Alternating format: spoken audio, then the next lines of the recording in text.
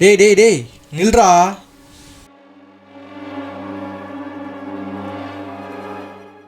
வீட்டுக்கு போயிருந்தா நீ இல்லைன்னு சொன்னாங்க. எங்கடா போயிட்டு இருக்க? கடைக்கு போயிட்டு இருக்கேன். ஏன் என்னாச்சு? ஏதாவது அர்ஜென்ட்டா? ஒன்றும் இல்லை. நேற்று பாண்டி முனீஸ்வரன் கோயிலுக்கு போயிருந்தா, பிரசாதம் கொடுக்க வீட்டுக்கு போயிருந்தா வீட்டில் யாரும் இல்லை. இந்தா எடுத்துக்கோ. டேய் செருப்பை கழட்டிட்டுடு. இதுக்கெல்லாம் ஒரு ஃபிலாசபியாடா? ஐயோ போதுமா, நான் கிளம்பிட்டா? இரு ஒரு நிமிஷம் இரு. என்னடா?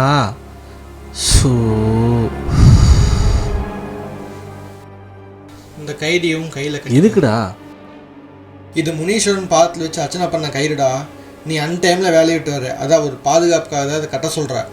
ஆமாம், இந்த கயிறு தான் என்னை காப்பாற்ற போதா? அட ஏண்டாடி, இது ரொம்ப சக்தி வாய்ந்த கயிறுடா. நீ அந்த நொண்டிக்காடு விளையத்துனா வர நைட்டு பிணத்தை திசை மாற்றுறது, அது சம்மந்தப்பட்ட பொருளையெல்லாம் தூக்கி போடுற காடு, அது இடுகாடு. அது தெரியுமா? பேய் நடமாட்டம் அங்கே இருக்குதுன்னு சொல்கிறாங்க. அது முதல்ல தெரியுமா உனக்கு? சரிடா, இதுக்கு என்னடா சம்மந்திப்போ? அந்த இடத்துல நிறையா பேர் ஆக்சிடெண்ட்டில் இறந்துருக்குறாங்க. அமானுஷ்யம் அதிகமாக இருக்கிற இடம் அது. அதுக்காகவாவது இந்த கயிறை கட்டிக்கடா. போடாடே, பேயும் இல்லை மயிரும் இல்லை.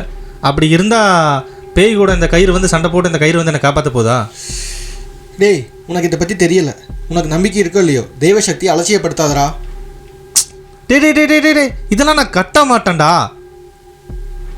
ஆட நான் கிளம்புறேன், நைட்டு கால் பண்ணுறேன்.